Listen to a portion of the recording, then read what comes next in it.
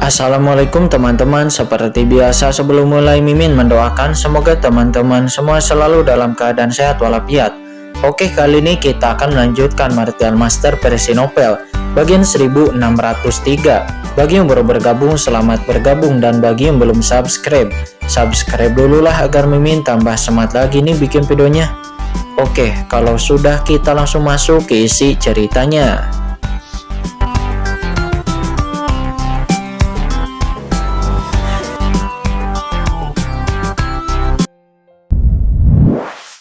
Anda bisa saja melawan dan membunuh di sini, tetapi mengapa Anda ingin menghancurkan habitat saya? Tahukah Anda bahwa tidak mudah bagi saya untuk menemukan tempat untuk beristirahat? Seberapa sulitkah itu? Tiba-tiba sebuah suara bergema di sana. Suara ini bergema di telinga semua orang, seolah-olah suara ini lahir secara tiba-tiba. Itu bergema di telinga semua orang dalam sekejap. Siapa itu? Pada saat ini semua orang merasakan hati yang berdebar-debar. Rasa ngeri yang kuat muncul di hati mereka, dan seluruh tubuh mereka gemetar. Apa yang mereka dengar? Ketika Tuan Yuandao ingin menghancurkan dirinya sendiri dan melepaskan serangan terkuatnya, ada suara yang tiba-tiba bergema di benak semua orang. Suara ini terdengar sangat tenang, biasanya tidak ada yang akan peduli, akan tetapi suara itu datang dengan tiba-tiba. Pada saat ini semua orang pun berkonsentrasi, dan mereka semua sudah merasakan bahwa suara ini datang dari tempat mati di belakang Tuan Yuandao. Dari tempat yang mati itu samar-samar semua orang melihat sepasang mata besar yang seperti dua mata, yang bagaikan matahari yang terik. Mata itu mekar dengan cahaya dan panas yang tak ada habisnya. Boom! Pada saat ini penghancuran diri dari Tuan Yuandao telah diaktifkan dan tidak dapat dihentikan sama sekali. Kekuatan yang menghancurkan dunia sedang terakumulasi dan akan meledak dalam sekejap. Dengan kekuatan tak terlihat yang merupakan kekuatan ruang, dia menjulurkan kepalanya keluar dari keheningan yang tak ada habisnya. Kekuatan luar biasa ini berubah menjadi langit seperti tirai, dengan kekuatan luar angkasa yang menakjubkan dan memenjarakan Tuan Yuandao di dalamnya dalam sekejap. Tidak, Tuan Yuandao meraung. Pada saat ini tubuhnya mekar dengan cahaya pelangi ilahi, dan asal-usulnya melonjak melepaskan kekuatan yang menakutkan. Asal-usul transenden meledak. Itu cukup untuk menghancurkan langit, dan itu tidak dapat dihentikan sama sekali. Namun di bawah hembusan ruang seperti itu, tubuh fisik Tuan Yuandao yang akan dihancurkan olehnya sendiri pada saat ini ditekan secara paksa, dan dengan suara letusan, asal mula penghancuran diri dari Tuan Yuandao pun dihentikan. Di kejauhan, mata Raja Dewa Iblis Mo'lau tiba-tiba melebar. Pemandangan ini sungguh menakutkan. Penghancuran dari seorang ahli transenden, tetapi di depan pria kuat misterius ini, itu bahkan tidak memiliki kekuatan sedikit pun untuk melawan. Tuan Muda Qin, cepat mundur, kata Raja Iblis Mo'lau. Dia berteriak kaget dan tanpa ragu-ragu dia buru-buru membawa Pang Muling dan Dewi Linglong. Tubuhnya berubah menjadi aliran cahaya dan dia akan pergi dari sini dalam sekejap. Tetapi Qin Chen tahu bahayanya. Tanpa instruksi dari Raja Iblis Mo'lau, kulit kepala Qin Chen mati rasa. Sosok Qin Chen bergoyang dan dia mengaktifkan kekuatan ruang yang tak ada habisnya. Dan kekuatan kedipan hendak Qin Chen akan meninggalkan tempat ini. Namun tanpa menunggunya bergerak, sosoknya seolah-olah terkurung di dunia ini. Sosok Qin Chen selalu stagnan di tempatnya, tidak mampu lepas sama sekali dari dunia ini. Mendesis, Qin Chen tidak bisa menahan diri untuk tidak menghirup udara dingin. Bagaimana ini mungkin? Pencapaian Qin Chen tentang ruang spasialnya saat ini telah melampaui para ahli transenden. Tetapi di bawah pembatasan spasial pihak lain yang misterius ini, Qin Chen tidak dapat bergerak. Dapat dilihat bahwa pencapaian pihak lain di dalam prinsip ruang jauh di atas Qin Chen. Situasi ini sangatlah menakutkan. Siapa pihak lain? Gumam Qin Chen. Ketika Qin Chen mencoba melarikan diri, pemilik suara itu juga merasakan aura luar angkasa yang terpancar dari tubuh Qin Chen. Dan pemilik suara itu menunjukkan sedikit keterkejutan. Menarik, gumam pemilik suara itu. Dan saat berikutnya, kekuatan luar angkasa yang tak terlihat langsung lahir. Sebuah lubang hitam tiba-tiba muncul di sekitar Qin Chen, lalu menelan Qin Chen ke dalamnya dalam sekejap. Sebelum kemudian sosok Qin Chen menghilang dari dunia ini dalam sekejap. Di dunia ini hanya tersisa 4 orang, yaitu Tuan Yuandao, Raja Iblis Mo'lau, dan keempatnya dipenjara di sini dan tidak bisa bergerak. Bahkan orang yang di ranah transenden yang kuat seperti Raja Iblis Mo'lau pun tidak memiliki kesempatan untuk melawan. "Mo'lau, siapa orang ini? Kemana perginya Qin-Chen?" kata Pang Muling. Melihat Qin-Chen menghilang, Pang Muling tidak bisa menahan diri untuk tidak berkata dengan cemas. "Nona, budak tua ini juga tidak tahu bahwa ada orang kuat seperti itu di tempat teruntuhan ini. Kekuatan orang ini sangatlah menakutkan. Saya khawatir dia sedikit lebih kuat daripada penguasa istana," kata Raja Iblis Mo'lau. Dia berkata dengan suara yang dalam dan juga khawatir. "Anda harus tahu bahwa penguasa istana Anyou berada di ranah transendensi tahap kedua, alam segala sesuatu para dewa, dan telah mencapai puncak alam segala sesuatu, dan bahkan telah menyentuh tingkat terakhir dari tatanan abadi di ranah transendensi. Tetapi bahkan penguasa istana pun tidak akan pernah bisa menghentikan orang kuat yang telah melampaui tingkat pertama dari penghancuran diri seorang transenden. Jelas sekali kekuatan orang di depan mereka ini bahkan mungkin lebih tinggi daripada penguasa istana Anyou." Spekulasi seperti itu membuat hati Raja Iblis Mo'lau tenggelam dan dia merasa khawatir. Ketika Raja Iblis Mo'lau sedang menebak-nebak di dalam pikirannya, pada saat ini Qin-Chen telah memasuki lubang hitam dan matanya tiba-tiba berubah. Langit berbintang di sini sangatlah suram dan dipenuhi dengan aura kematian. Qin-Chen melihat sekeliling. Lingkungan di sekitarnya dipenuhi dengan aura tak bernyawa. Sama sekali tidak ada kehidupan di sini. Di depan Qin-Chen, sesosok tubuh sedang duduk bersila perlahan. Nampak itu adalah sosok yang layu, tergantung di dunia yang mati ini tanpa jejak kehidupan di dalamnya. Jika bukan karena suara yang dia dengar sebelumnya, Qin-Chen tidak akan pernah berpikir dan tidak akan pernah percaya dengan apa yang dilihatnya. Orang sebelumnya akan menjadi orang yang masih hidup. "Junior adalah Qin-Chen. Saya telah bertemu dengan senior. Saya tidak bermaksud mengganggu tidur dari senior. Mohon maafkan saya," kata Qin-Chen. Qin-Chen buru-buru mengangkat tangannya dan memberi hormat kepada pihak lain. Namun orang di depan Qin-Chen tidak bergerak sama sekali. "Saya tidak tahu apa instruksi dari senior untuk membawa junior ke sini. Saya juga ingin meminta senior untuk menjelaskan bahwa selama junior bisa melakukannya, saya tidak akan menolak," kata Qin-Chen. Dia berkata dengan hormat lagi. Qin-Chen tentu saja tidak berani gegabah terhadap pria sekuat itu. "Bagaimana kamu bisa menguasai hukum ruang angkasa di dalam dirimu?" kata sosok itu. Akhirnya sosok di depan Qin-Chen berbicara dan suaranya terdengar di tempat mati ini seperti suara dewa di jalan Dao yang besar. "Junior ini memperoleh wawasan dari ngarai luar angkasa di alam rahasia Guixu sebelumnya," kata Qin-Chen dengan berterus terang. Ngarai luar angkasa. Suara kuno dengan perubahan kehidupan itu terdengar bergema antara langit dan bumi. Aura menakutkan mengguncang alam semesta di mana-mana, memancarkan kekuatan yang membuat jantung berdebar-debar.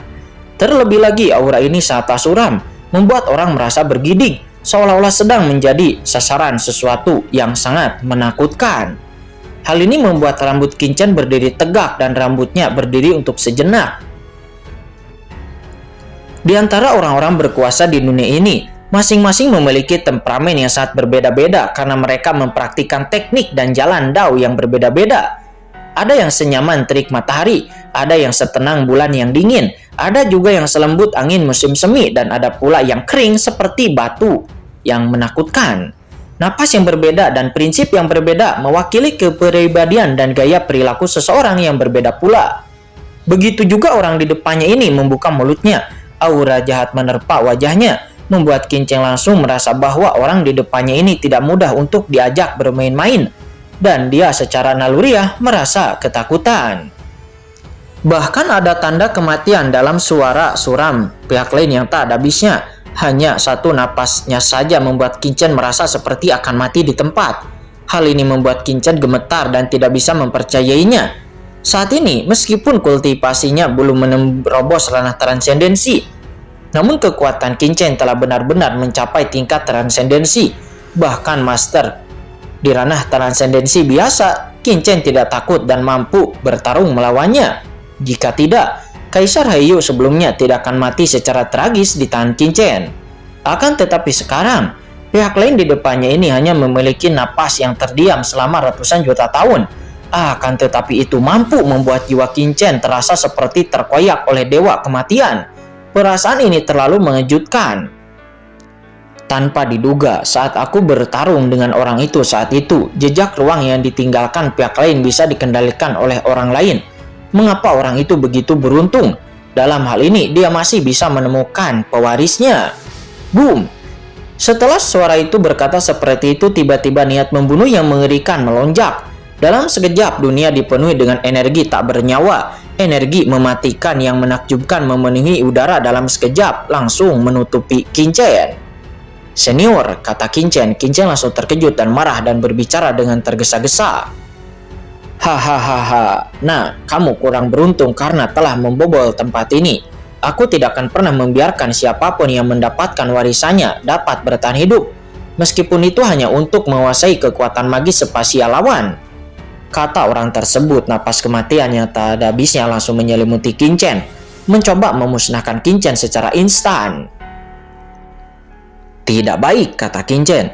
Perasaan krisis yang tak ada habisnya tiba-tiba muncul di hati Qingchen dan kulit kepala Qingchen tiba-tiba berdiri. Dalam krisis tersebut, Qingchen buru-buru mengaktifkan Pagoda Guyu dan lalu membungkus dirinya di dalamnya. Boom! Pagoda Guyu mekar dengan aura yang luas dan tiba-tiba menyelimuti Qingchen, memunculkan pelangi ilahi yang tak berujung. Aura kematian yang mengerikan melonjak dan Pagoda Guyu dan keras memblokirnya. Duar! Pagoda Guyu mengeluarkan suara menderu keras dan gemetar terus-menerus. Sayangnya tingkat kultivasimu terlalu rendah untuk mengaktifkan kekuatan penuh dari benda ini. Semut yang bahkan bukan ahli transendensi harus patuh dimusnahkan olehku, kata orang misterius tersebut. Merasakan kekuatan di Pagoda Guyu, suara itu mengeluarkan suara kejutan. Dan saat berikutnya, aura kematian menjadi semakin kuat. Boom! Itu menembus langsung ke pelindung Pagoda Guyu sedikit demi sedikit, dan itu perlahan-lahan menembus ke dalam tubuh Qingchen. Dalam sekejap, tubuh Qingchen yang bahkan bukan ahli kuat di ranah transendensi pun tidak dapat menghancurkannya. Itu mulai retak seolah-olah akan berubah menjadi asap. Qingchen terkejut. Ini adalah pertama kalinya dirinya melihat seseorang yang mampu menembus kekuatan Pagoda Guyu. Dalam krisis ini, Qingchen tidak akan memperdulikan hal lain. Qingchen pun segera mendesak ke semua kekuatannya hingga ekstrim. Kekuatan kegelapan, kekuatan asal mula alam semesta asli, kekuatan api langit surgawi. Semua kekuatan itu dengan gila-gilaan didesak. Tentu saja kekuatannya yang paling mendasar adalah kekuatan teknik Kaisar Dewa 9 Bintang. Dengan raungan, kekuatan totem yang tak terlihat melonjak ke langit membentuk garis kekuatan totem di seluruh tubuh Qingchen. Duar! Kekuatan dingin pihak lain pun terkikis, dan kekuatan kerajaan kegelapan Qingchen serta kekuatan lainnya menghilang dalam sekejap. Tetapi getaran kekuatan totem Kaisar Dewa langsung dapat menahan erosi kekuatan ini.